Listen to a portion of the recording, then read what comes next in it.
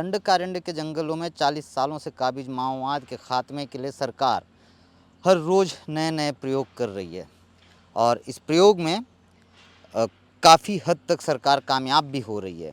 अब एक नया प्रयोग सुरक्षा बल के जवानों ने छत्तीसगढ़ तेलंगाना की सीमावर्ती इलाके में बसे पामेड़ में किया है। कौन सा प्रयोग है, बात करेंगे आज की इस रिपोर्ट में। नमस्कार, मैं मुकेश चंद्राकर हूं और आप बस्तर जंक्शन देखना शुरू कर चुके हैं। बस्तर जंक्शन में आज सुरक्षा बल के जवानों द्वारा किए गए एक नए प्रयोग की चर्चा हो रही है। दरअसल छत्तीसगढ़ तेलंगाना यानी कि इंटर स्टेट कॉरिडोर पर बसे पामेड़ के इलाके में सुरक्षा बल के जवानों द्वारा एक रोपवे का निर्माण करवाया गया है। इस रोपवे के निर्माण के पीछे बड़ी वजह है। दरअसल पामेड़ से करीब 5 किलोमीटर की दूरी पे धर्मावरम गांव पड़ता है और 5 किलोमीटर की दूरी पे ही चिंतावागु नदी बहती है और इस नदी पे पुल के निर्माण के लिए करीब 5 साल पहले योजना बनी और उस पर काम भी शुरू हुआ और इस पुल के निर्माण की सुरक्षा के लिए एक सुरक्षा बल का कैंप भी स्थापित किया गया, जो मेरे बिल्कुल बाईं तरफ है, इस तरफ पे। और इस कैंप के निर्माण के बाद इस जगह पे, इस नदी पे, चिंतावागु नदी पे पुल का निर्माण कार्य शुरू किया गया। क्योंकि दूसरी तरफ पे यानी कि चिंतावागु नदी की दूसरी तरफ पे माओवाद संगठन का बहुत ज़्यादा प्रभाव रहा है और आए दिन माओवाद संगठन द्वारा उस इलाके से लगातार फायरिंग की जाती थी और इस इलाके में प्रेशर आईडीज़ प्लांट किए जाते थे। कुछ समय पहले, करीब 6 माह पहले, जो सामने पेड़ नज़र आ रहा है, इस जगह पे माओवाद संगठन द्वारा प्रेशर आईडी प्लांट किया गया था और जवान जो है पुल निर्माण कार्य में लगे जो मशीनरी हैं, मजदूर हैं, उनकी सुरक्षा के लिए इस इलाके में तैनात रहे और एक जवान का पैर उस प्रेशर आईडी की चपेट में पड़ा और जवान बुरी तरह ज़ख्मी हो गया और घटना स्थल पर ही उनकी मौत हो गई। लगातार फायरिंग होने की वजह से जो मजदूर रहे हैं, जो ठेकेदार रहे हैं, वो इस जगह काम करने से अपनी असमर्थता जताए, जिस वजह से इस पुल के निर्माण कार्य में बेहद जो धीमी गति से इस पुल का निर्माण कार्य चलने लगा। और इसके बाद सुरक्षा बल के जवानों का एक कैंप और नदी के ठीक दूसरे किनारे पर स्थापित किया गया। ऐसा पहली बार देखने को मिला बस्तर के अंदरूनी इलाकों में, जहां पुल के निर्माण कार्य से पहले ही नदी के दूसरे किनारे पे सुरक्षा बल के जवानों का कैंप स्थापित किया गया। इसके पीछे बड़ी वजह बताई जाती है। बड़ी वजह ऐसे समझिएगा, दरअसल किसी भी नदी के दूसरे किनारे पे जहां पुल का निर्माण कार्य पूरा नहीं हुआ है, जब कैंप स्थापित किया जाता है तो फिर बारिश के दिनों में जब नक्सल संगठन द्वारा बड़े हमले को अंजाम दिया जाएगा तो दूसरे किनारे से बैकअप पार्टी या फिर किसी भी तरह का सपोर्ट, मदद पहुँचाने में एक बड़ी चुनौती सुरक्षा बल के जवानों को सामना करना पड़ेगा।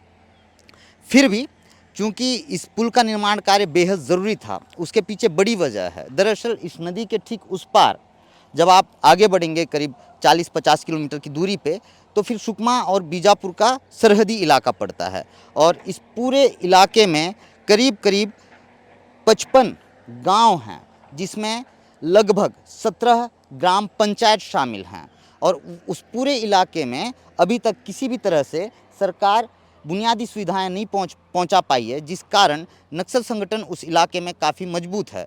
उसी इलाके में बटालियन नंबर 1 काफ़ी सक्रिय है, जिसके कमांडर एक वक्त पे माडवी हिड़मा हुआ करते थे, जो कि अब सेंट्रल कमेटी मेंबर हैं।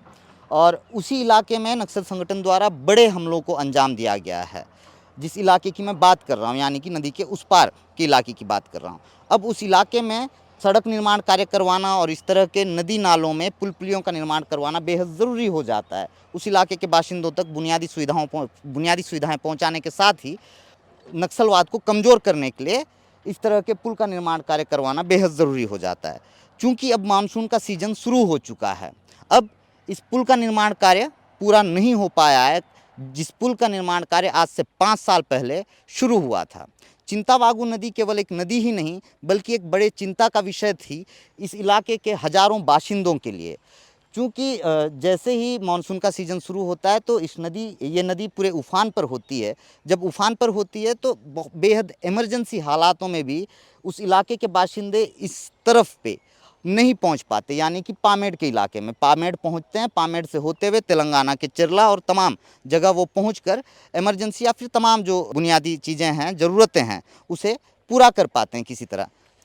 तो ये जो दूसरा किनारा है, उस किनारे से लगातार नक्सलियों का फायर आते रहा है, नक्सली हमले करते रहे हैं, जिस वजह से निर्माण कार्य में लगे जो मजदूर हैं, जो मशीनरीज हैं, जो ठेकेदार हैं, ये घबरा कर काम छोड़कर चले जाते थे। किसी तरह पुलिस और प्रशासन द्वारा दबाव बनाकर या फिर उन्हें कन्विंस करके इस जगह निर्माण कार्य शुरू करवाया जाता था और करीब एक सप्ताह बाद फिर वापस मजदूर चले जाते थे। किसी तरह की कोई घटना हो जाती थी, घबरा कर, डर कर। तो इन मजदूरों की सुरक्षा के लिए, इस पुल के निर्माण कार्य में लगे मशीनरियों की सुरक्षा के लिए नदी के दूसरे छोर पर उस कैंप को स्थापित किया गया, जिस कैंप को आप देख रहे हैं। धर्मावरम में स्थित उस कैंप पे भी नक्सलियों द्वारा बड़े हमलों को अंजाम दिया गया। ऐसा एक हमला 16 जनवरी 2024 को माओवाद संगठन द्वारा उस कैंप पे किया गया। माओवाद संगठन का बड़ा उद्देश्य रहा है कि उस कैंप को लूट लिया जाए और उस कैंप में तैनात तमाम जो जवान हैं, दिखा दीजिए दादा, तमाम जो जवान हैं उन्हें मार दिया जाए। और उसके लिए भी माओवाद संगठन द्वारा योजनाबद्ध तरीके से इस पूरी घटना को अंजाम दिया गया जो 16 जनवरी को माओवाद संगठन द्वारा उस कैंप में हमला किया गया था। दरअसल उस कैंप में हमले से पहले इस जगह से करीब 15 किलोमीटर दूरी तक चरला जो जिला है तेलंगाना का, वो पड़ता है। और चरला से पामेड़ को जोड़ने के लिए सड़क का निर्माण कार्य हो चुका है और इस सड़क के निर्माण कार्य के लिए भी करीब 6 कैंप स्थापित किए गए हैं। तो इस 6 कैंप के बीचों बीच, हर दूसरे कैंप के बीच माओवाद संगठन द्वारा एम्बुश लगाया गया था। रोड को पूरी तरह ब्लॉक कर दिया गया था कि किसी भी तरह से दूसरे कैंप से इस कैंप तक बैकअप पार्टी या किसी तरह की कोई मदद ना पहुंचे। माओवाद संगठन ने चारों तरफ से इस कैंप को घेर लिया था और करीब एक दिशा पे लगे रात करीब 7 बजे के आसपास माओवाद संगठन द्वारा इस कैंप पे हमला शुरू किया गया था। तो 7 से 8 बजे के आसपास इस कैंप के एक दिशा में लगे 4 से 5 जो बड़े लाइट्स हैं उन्हें कट कर दिया गया, रोशनी बंद कर दी गई। और माओवाद संगठन की ऐसी योजना थी कि चारों तरफ से रोशनी के लिए जो बल्ब लगाए जाते हैं उसे कट कर दिया जाए, उसके बाद कैंप पे एंट्री कर दी जाए। तमाम सुविधाओं के साथ, तमाम हथियारों के साथ लैस होकर माओवाद संगठन इस कैंप पे हमला करने पहुंचा था। रात भर, सारी रात जो है 8 से 9 घंटे तक सुरक्षा बल के जवानों और नक्सलियों के बीच फायरिंग चलती रही। और इस बीच माओवाद संगठन द्वारा 1000 से अधिक BGL यानी कि बैरल ग्रेनेड लॉन्चर के माध्यम से सेल दागे गए थे, जिसमें से करीब 700 सेल ऐसे रहे जो फटे नहीं, जिनमें विस्फोट नहीं हुआ। और वो जो सेल रहे हैं इस नदी में भी, जो रेत का किनारा दिख रहा है, इस हिस्से पे भी पड़े रहे। और फिर जवानों ने बेहद सूझबूझ तरीके से माओवादियों के इस हमले को मुंह तोड़ जवाब दिया और माओवाद संगठन को बड़ा नुकसान हुआ इस हमले में। इस हमले में माओवाद संगठन के कंपनी नंबर 2 के 3 सदस्य मारे गए। और माओवाद संगठन जब इस हमले को अंजाम देने आया था तो तब उस वक्त पे उन्होंने झाड़ियों की बनी वेशभूषा पहनी थी ताकि जवान जो है उन्हें आइडेंटिफाई ना कर पाएँ रात के अंधेरे में भी। अब चूँकि बारिश का महीना शुरू होने वाला है, नदी चिंतावागु नदी पूरे उफान पर बहने वाली है। करीब 150 मीटर की चौड़ी ये नदी है। जैसे ही बारिश शुरू होती है तो ये नदी सुकमा और बीजापुर से होकर बहती है और पूरे उफान पर होती है बारिश के दिनों में। तो ऐसे में किसी तरह का कोई नक्सल अटैक होता है तो उस कैंप तक किसी भी तरह का कोई बैकअप पार्टी नहीं भेजा जा सकता, मदद के लिए जवानों को नहीं भेजा जा सकता। लिहाजा सुरक्षा बल के जवानों ने यहाँ एक रोपवे का निर्माण करवाया है। अब इस रोपवे को देख लीजिएगा, ये करीब 200 मीटर लंबा रोपवे है। ITBP के करीब 25 इंजीनियर्स जो है इस रोपवे के निर्माण के लिए लगे हुए थे और करीब 33 दिनों तक इस रोपवे का निर्माण करने में कामयाब रहे। बस्तर में इस तरह का पहला प्रयोग हुआ है सुरक्षा बल के जवानों के द्वारा।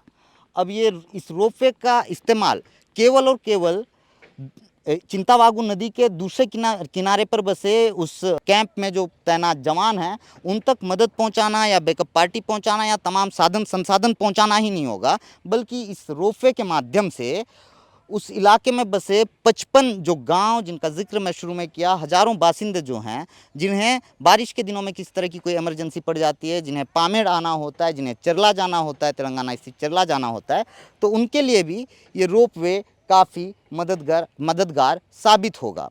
जैसा कि मैंने पहले बताया कि बस्तर में इस तरह का पहला प्रयोग देखने को मिला है। करीब 200 मीटर लंबा इस रोपवे का निर्माण कार्य हाल के दिनों में पूरा किया गया है।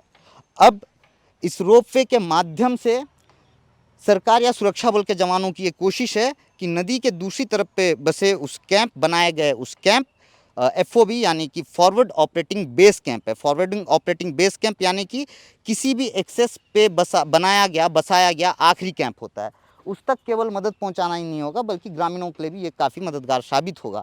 हालांकि इस रोपवे में करीब 4 से 5 सदस्य ही एक बार में आ जा सकते हैं। 4 से 5 सदस्यों के अलावा अधिक संख्या में लोग आ जा नहीं सकते। बड़ी बात यह है कि यदि नक्सल संगठन इस जगह किसी तरह के किसी बड़े हमले को अंजाम देने की कोशिश भी करता है तो जवानों के द्वारा बड़ा backup party at a time नहीं भेजा जा सकता। और यदि नक्सल संगठन किस तरह का कोई हमला करता है तो संभवतः मुझको ऐसा लगता है कि इस रोपवे को भी वो पहले अपने निशाने पर लेंगे। इतना आसान भी नहीं है इस रोपवे के माध्यम से दूसरे किनारे पे स्थित उस एफओबी यानी कि फॉरवर्ड ऑपरेटिंग बेस कैंप तक मदद पहुंचाना, लेकिन एक कोशिश ज़रूर की गई है कि किसी भी तरह से इस रोपवे का इस्तेमाल जवानों तक मदद या तमाम साधन संसाधन पहुंचाने के साथ उस इलाके में बसे ग्रामीणों तक मदद पहुंचाने के लिए। आपको बता दें, बारिश के दिनों में ये नदी जब पूरे उफान पर होती है तो पतली सी जो डोंगी होती है लोहे की, जिस पे कईयों बार हमने रिपोर्ट बनाया है, उस तरह की डोंगी में सवार होकर इस नदी को पार किया करते थे ग्रामीण। लेकिन अब वो हवा में सफ़र कर, रोपवे के माध्यम से हवाई सफ़र कर इस इलाके में पहुंचेंगे और उन तक किस तरह मदद पहुंच पाएगी। तो बस्तर में जब इस तरह का कोई नया प्रयोग या अभिनव पहल किया गया है तो मुझको लगा बस्तर जंक्शन के माध्यम से बस्तर जंक्शन को दिखाया बताया जाना चाहिए कि बस्तर में एक रोपवे ऐसा भी बनाया गया है जिसका उद्देश्य पर्यटन नहीं है, जिसका उद्देश्य दर्शन नहीं है, जिसका उद्देश्य जवानों तक मदद पहुंचाने के अलावा ग्रामीणों के लिए सहूलियत के लिए बनाया गया है। तो मुझको लगा कि क्यों ना इस रोपवे को दिखाया जाए, बताया जाए कि कैसे एक रोपवे का निर्माण करवाया गया है, क्यों और किन हालातों में, किन परिस्थितियों में इस रोपवे का निर्माण करवाया गया है, इसे भी दिखाया बताया जाए। अगर आपको लगता है कि बस्तर जंक्शन में मुद्दों की बात होती है, अगर आपको लगता है कि बस्तर जंक्शन में इस तरह के ज़मीनी रिपोर्ट्स कवर कर ज़मीनी हालात दिखाए बताए जाते हैं, तो आप बस्तर जंक्शन को सब्सक्राइब ज़रूर कर लीजिएगा। इसके अलावा आप हमें फेसबुक और इंस्टाग्राम पे फॉलो ज़रूर कर लीजिएगा। धन्यवाद।